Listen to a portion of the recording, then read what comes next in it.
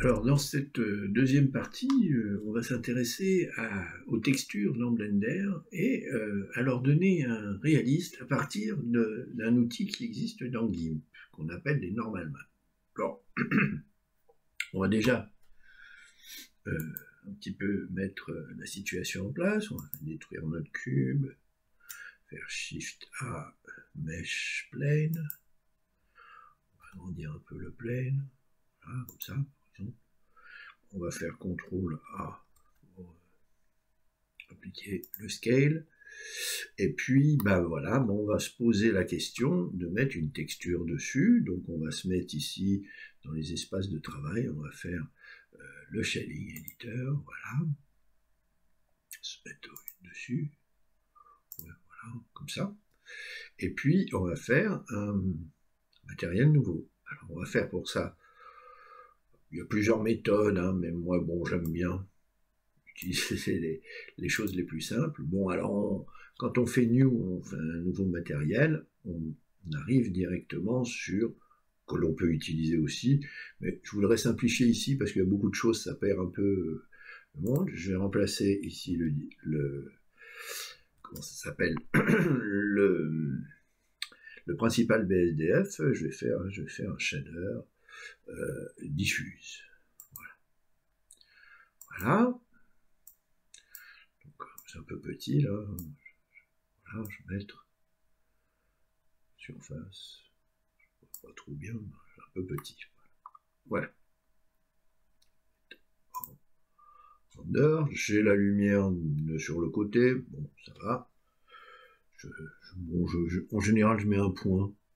Je prends la lumière, la light, pardon. Je la mets sous forme de point.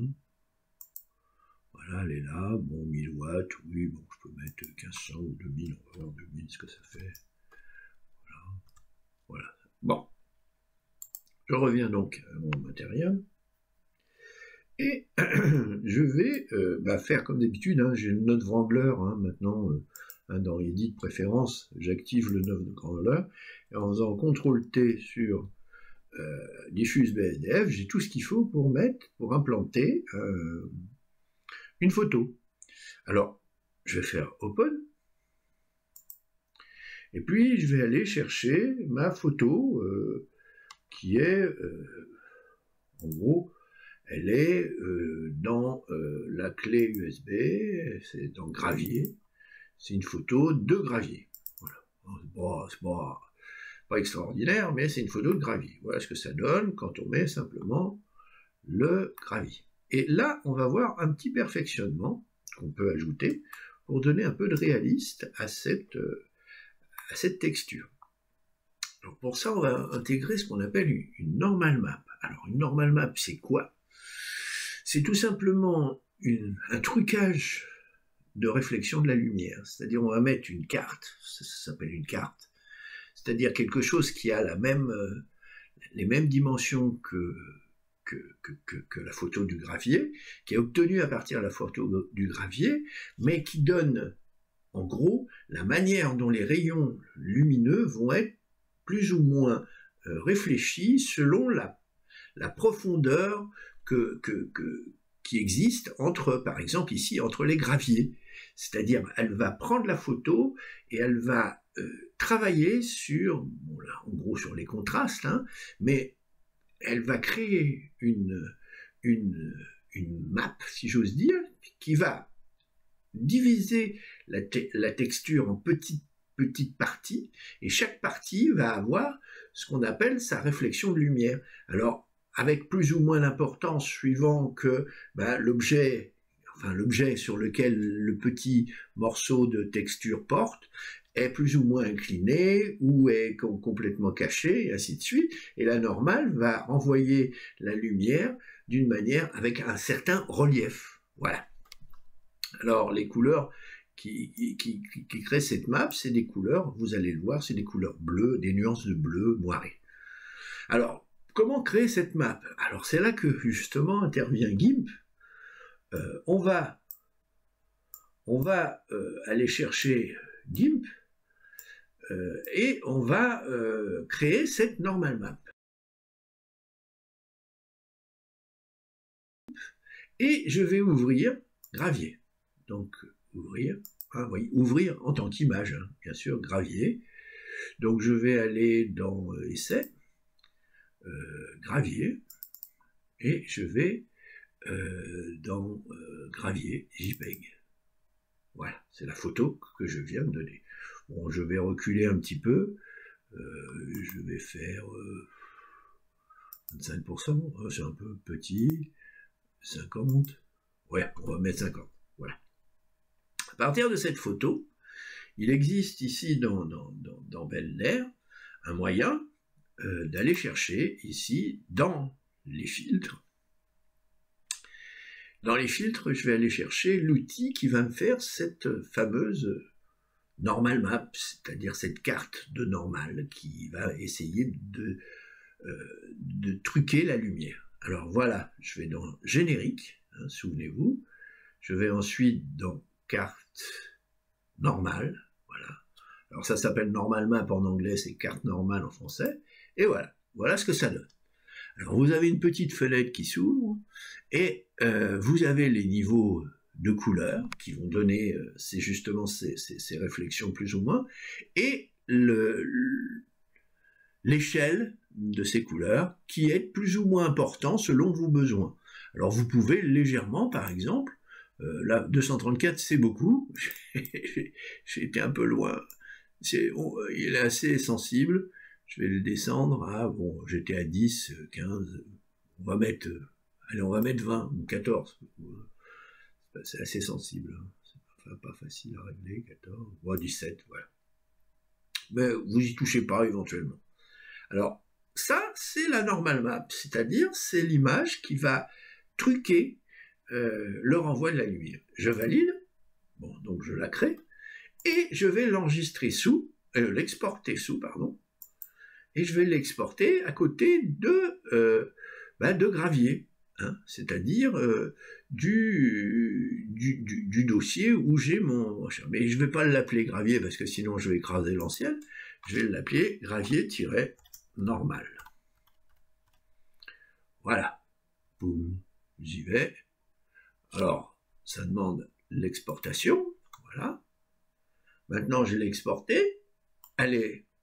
Hein, je vous la montre, elle a été se mettre dans mon dossier, elle est là, vous voyez. Hop.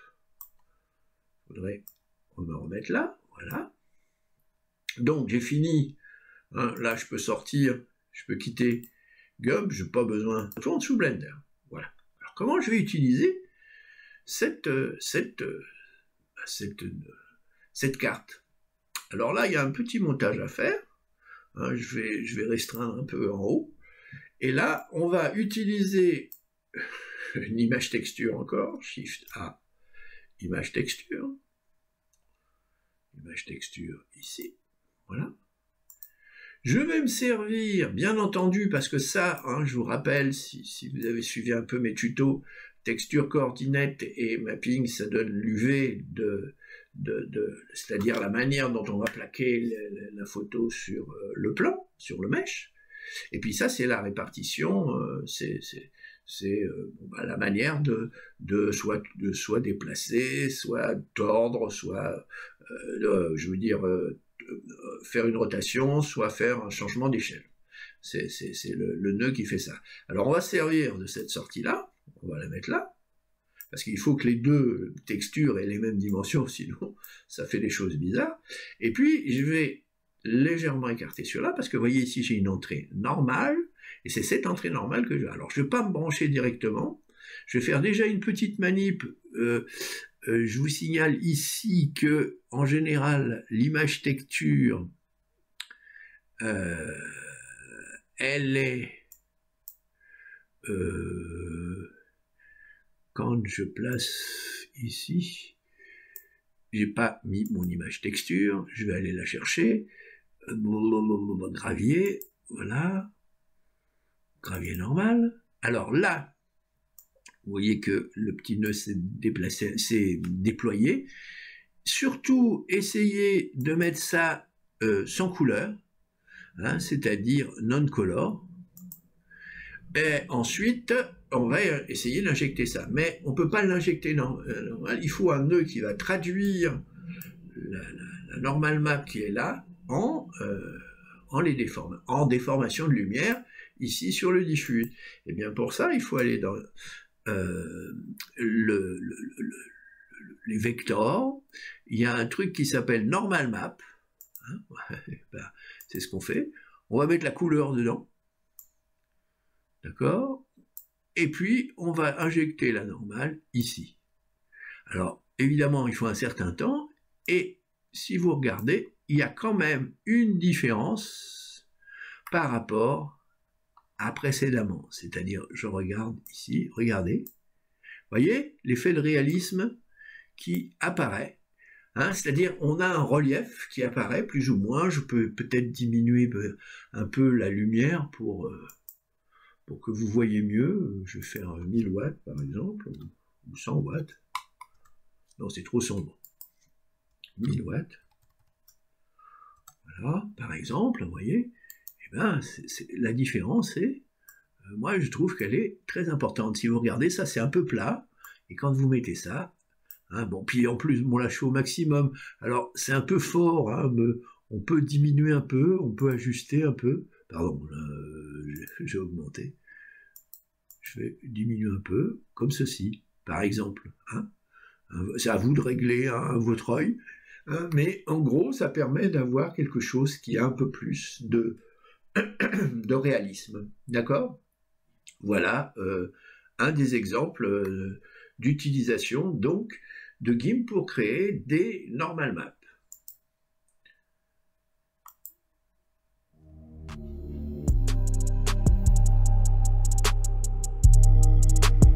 Alors, ce ne sont pas des hérissons comme on pourrait croire, mais c'est simplement essayer de faire comprendre le travail des normal maps.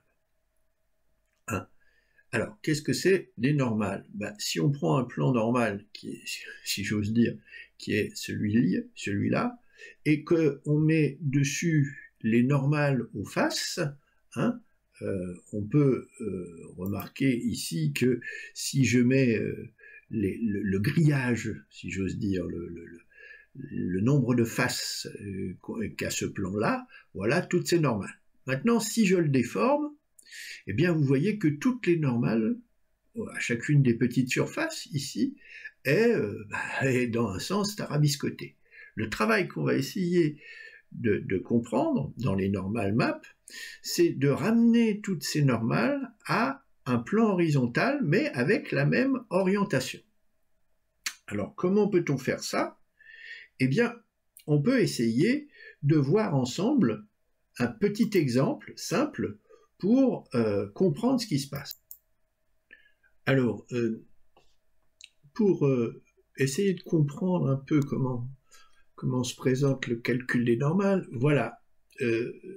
Ici, vous avez le plan, enfin un objet qui aurait subi une déformation, vous voyez. Ici, il est plié en deux, d'accord? Et voilà, c'est vrai normal, d'accord?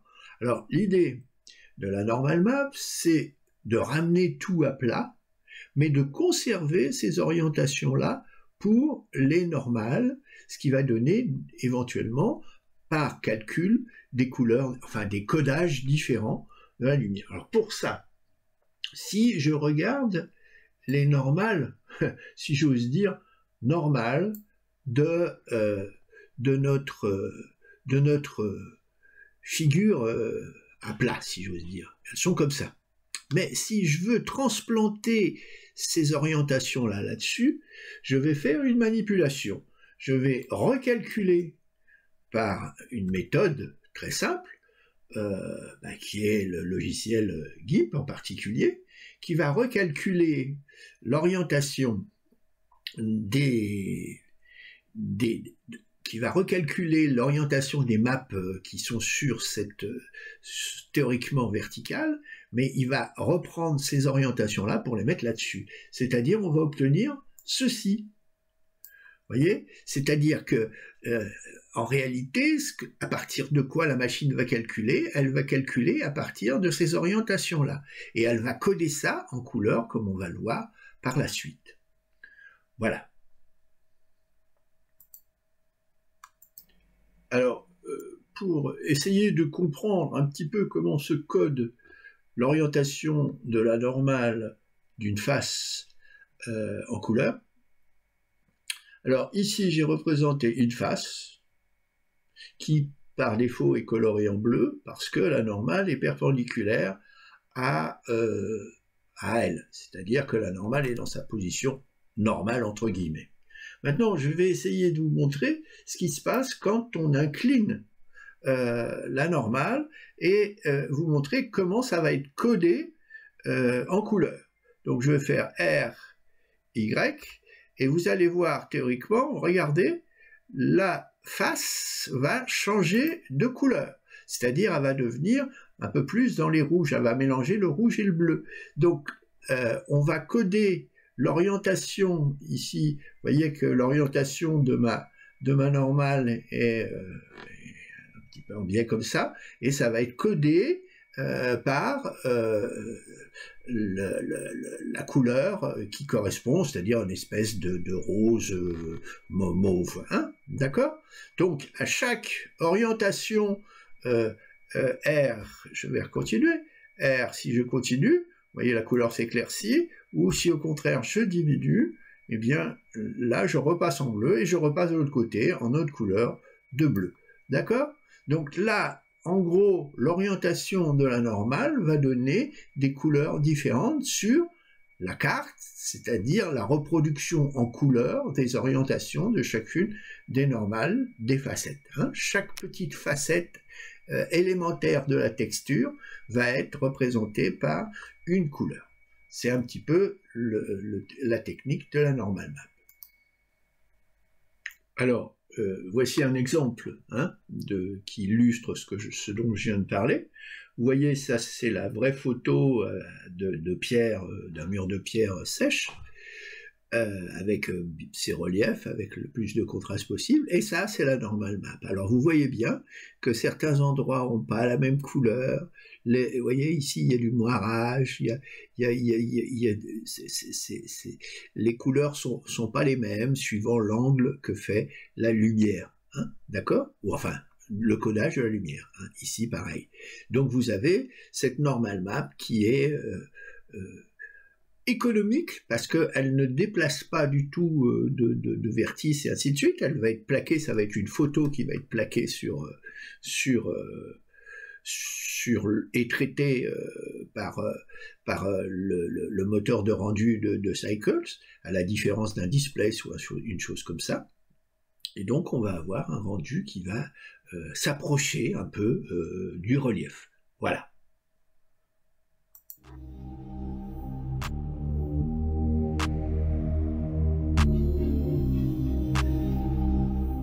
Alors, j'ai décidé de faire ce petit tuto parce que déjà GIMP est un logiciel de traitement de photos.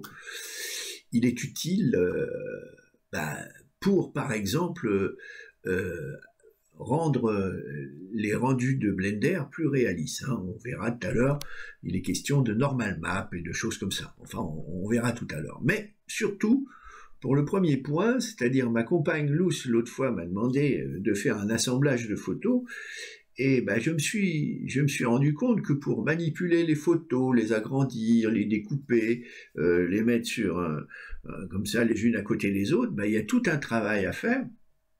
Et j'ai été obligé d'aller chercher à gauche, à droite sur Internet, et avant de réussir, pour moi, à recentrer toutes les informations qui me permettaient de travailler sur les dites photos. Hein. Pourtant, c'est un travail de base, hein, avoir des photos et puis les mettre sur une feuille et puis les assembler les unes par rapport aux autres. Ça me paraissait être un truc qui était digne d'un tuto en entier, et donc j'ai rassemblé toutes ces informations, puis je vais les fournir, ça pourra servir à certains d'entre vous. Là, ça fait des photos souvenirs très, très, très classiques. Enfin, vous allez voir. Alors, première étape, donc on va créer d'abord une feuille de papier, si j'ose dire, ce qu'on appelle une image dans GIMP, et puis deuxième chose, on va mettre les photos dessus. Alors les photos, dans GIMP, pour pouvoir les agencer facilement, c'est ce qu'on appelle des calques. Hein. On va les mettre les uns à côté des autres. ou si vous êtes en anglais, c'est des layers, mais bon, moi j'appellerais ça des calques. Et puis, ensuite, il faut les redimensionner, les découper, et ainsi de suite. On va apprendre à faire ça ensemble, et puis à enregistrer, et puis à voir ce que ça donne. Alors, donc voici mes petites photos, moi, c'est mes photos souvenirs. Vous allez voir, c'est des dolmens, hein, ça rappellera mon site, ça sera un éponyme de mon site. Et on va utiliser donc ces photos pour faire ce que ma compagne m'avait demandé de faire, c'est-à-dire les assembler sur une feuille de papier A4. Alors, on va d'abord créer cette feuille de papier, donc on va aller dans Fichier, et on va faire Nouvelle image. Hein. Là, c'est une image, hein. Le fond, c'est une image. Alors, on va se mettre en millimètres, c'est mieux, c'est plus simple, et puis on va faire 210, 297, pour le format. Et on va faire valider. Voilà. Alors on a feuille blanche avec, vous avez vu des petits carrés blancs apparaître, des carrés grisés et noirs. Ça c'est ce qu'on appelle la transparence. Laissez tomber, c'est des choses très très sur la photo, c'est pas la peine de se compliquer à la fin. Si un jour je fais quelque chose sur les photos, je reviendrai là-dessus. Nous, ce qui va nous intéresser, c'est la géométrie de la chose, c'est mettre des photos et les répartir. Alors, petite remarque déjà, on peut réguler la taille, hein, ici. Hein, vous avez différents formats. Bon, si vous êtes sur un grand écran, vous pouvez... voilà, par exemple, travailler en 12,5, c'est un peu petit, 25% c'est bien, parce que ici, en montant, vous êtes en haut, et ici, vous êtes en bas de la feuille, d'accord? Bon, si après vous allez plus loin, ça va dépasser, ça va pas être pratique à manipuler. Donc nous, on va se mettre en haut, et puis on va commencer à porter nos petites photos. Alors, pour ça, on va là. Hein. Moi, je vais vous donner les chemins par lesquels je passe pour comprendre bien les choses. Je vais aller chercher, donc, je pourrais faire ouvrir simplement, mais je vais faire ouvrir en tant que calque parce que je vais les considérer comme des images que je veux déplacer. Hein. Donc, ouvrir en tant que calque, je vais aller sur donc ma clé, hop, qui est, pardon, SCF, je me suis trompé, gravier, photo, voilà. Et j'ai mes petits dolmens qui sont là. Alors, je vous conseille de numéroter vos photos pour l'ordre que vous voulez utiliser. Bon, je vais commencer par le dolmen 1. Voilà, le voilà. Alors, vous voyez ici, il y a un outil de sélectionner qui est l'outil de déplacement, hein, par défaut. Donc, je vais cliquer en maintenant la souris, en maintenant le clic, je déplace ceci, comme ceci. D'accord? Maintenant, comment redimensionner? Alors, il y a possibilité d'utiliser ces outils-là. Je vous conseille de savoir où ils sont, donc de savoir les faire apparaître, parce que parfois ils disparaissent, j'ai pas toujours compris pourquoi. Moi, je vous conseille de passer par outils, outils de transformation, et vous voyez ici, il y a l'outil mise à l'échelle. Et cet outil de mise à l'échelle, il crée une petite fenêtre, enfin, un encadré ici, c'est pas tout à fait une fenêtre, on va voir comment on peut la transformer en fenêtre, et puis il encadre, il met des icônes sur, c'est des boutons, sur la photo, qui vont nous permettre de changer sa place, l'agrandir ou la diminuer. Par exemple, ici, je vais la déplacer. Alors pour ça, je me mets sur l'icône, enfin le bouton qui est là, qui a une croix au centre, j'appuie sur ma souris, enfin sur le bouton gauche de ma souris, et je reste appuyé et je me déplace. D'accord? Ce qu'on appelle glisser-déplacer. Hein. Donc là, à peu près, je me mets comme ça, je regarde si je suis en haut, oui, ça a l'air d'être pas mal, et puis ensuite, pour pouvoir la déformer, eh bien je me mets sur un des angles, par exemple, et puis je vais tirer dessus, comme ceci, c'est-à-dire en maintenant le clic enfoncé et en tirant. Voilà, j'ai à peu près ce que je voulais. Alors, surtout, pensez-y, ça peut, sinon ça fait des trucs un peu bizarres. Ajouter mise à l'échelle, hein. C'est-à-dire ça, la mise à l'échelle, c'est l'enregistrement de vos modifications. Sinon, c'est en brouillon, si j'ose dire. Si vous importez quelque chose d'autre, ça va redonner une forme un peu bizarre à votre nouvelle photo. Voilà, mise à l'échelle, ça y est. Hein. D'ailleurs, la petite fenêtre a disparu, la fenêtre de mise à l'échelle. Bon, je vais aller chercher, donc, je repasse par le même chemin, hein, ouvrir en tant que calque. Je vais aller chercher mon domaine numéro 2, d'accord? Voilà. Un beau domaine aussi.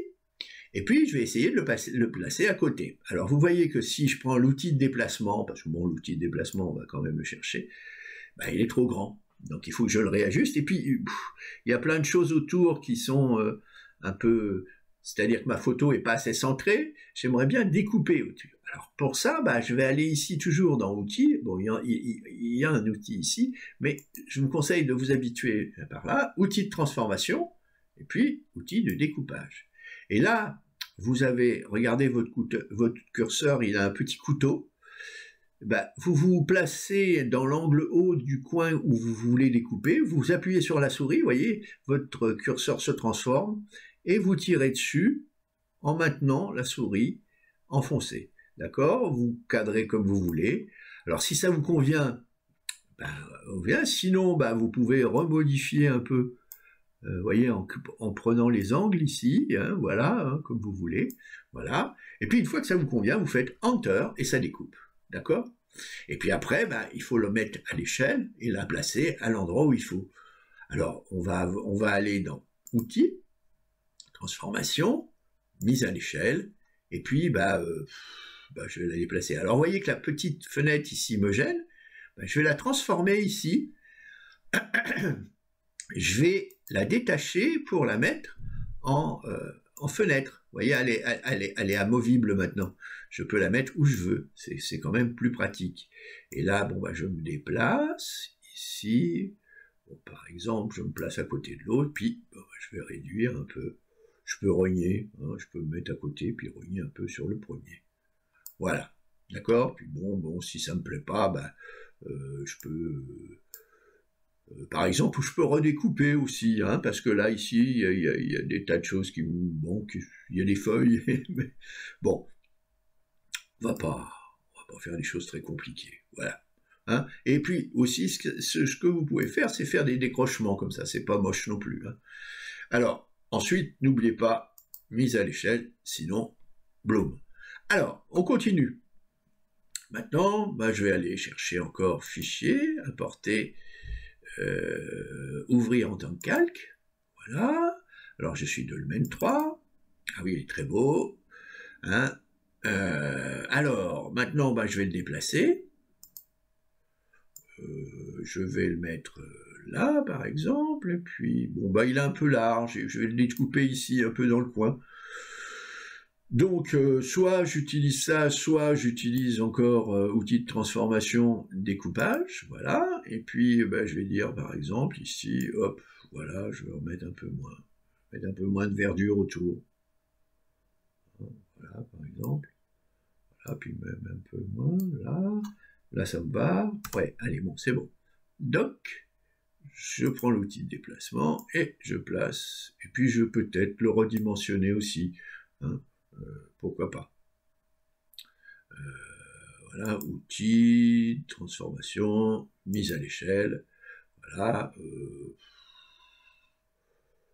vais le diminuer un peu, voilà, comme ça, hein, la même dimension que l'autre, ouais, c'est un peu, oui, je vois, voilà.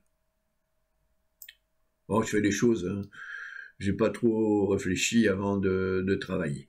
Mise à l'échelle, n'oubliez pas, important. Bon, encore un, allez, open, ouvrir en tant que calque, donc j'étais à 3, on va passer à 4, voilà, le carré aval, donc je le replace ici, très beau dolmen, voilà, je vais essayer de l'agrandir, donc outils, transformation, mise à l'échelle,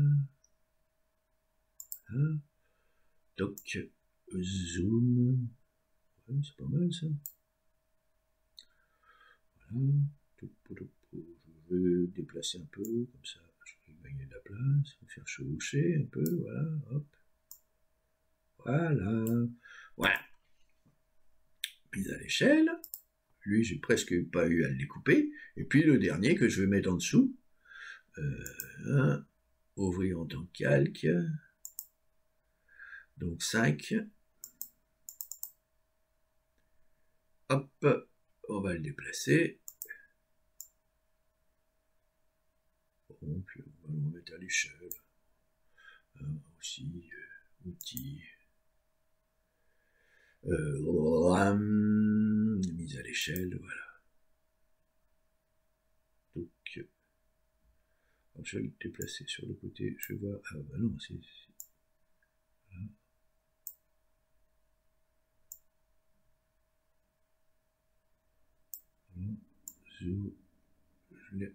Bon, il y a plein de choses au-dessus là qui me. Bon, je vais mettre mise à l'échelle et puis je vais redécouper parce que ici.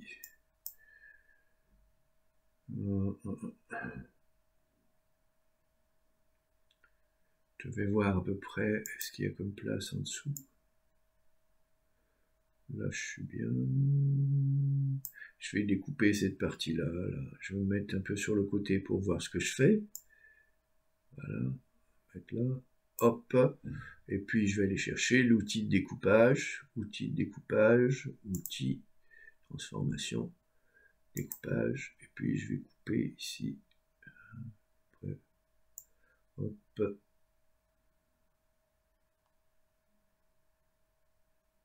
Voilà. Faire valider. Voilà. Hein. N'oubliez pas hein, ce cadre actuel seulement. Hein. C'est important sur l'outil de découpage, sinon vous découpez tout, comme je vous l'ai dit précédemment. Je vais ici et ici. Alors, une remarque aussi. Il se peut que vous ayez besoin de déplacer plusieurs calques en même temps. Alors, je vous conseille la manip suivante. Vous, par exemple, je veux, je sais pas, bon, vous voyez, ça c'est le dolmen 1, donc c'est celui-là, et le dolmen 2, je voudrais les déplacer en même temps. Si je fais ça et ça marche pas. Alors, par contre, vous mettez entre les deux, puis vous voyez, hop, il y a un petit maillon de chaîne qui apparaît. Et là, il y a un maillon de chaîne aussi, d'accord?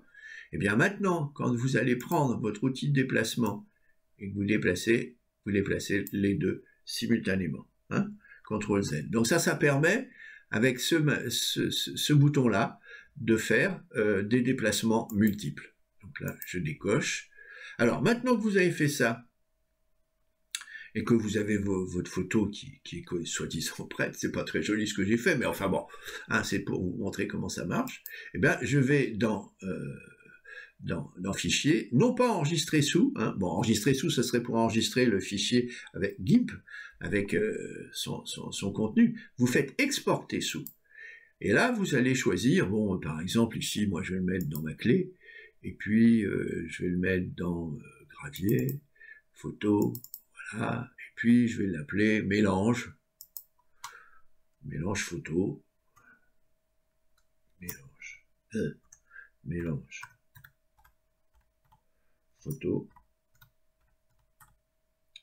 0. Voilà. Hein, bah je crée, valider, hop, j'ai exporté, boum. Bon, il y avait des options, mais bon, voilà.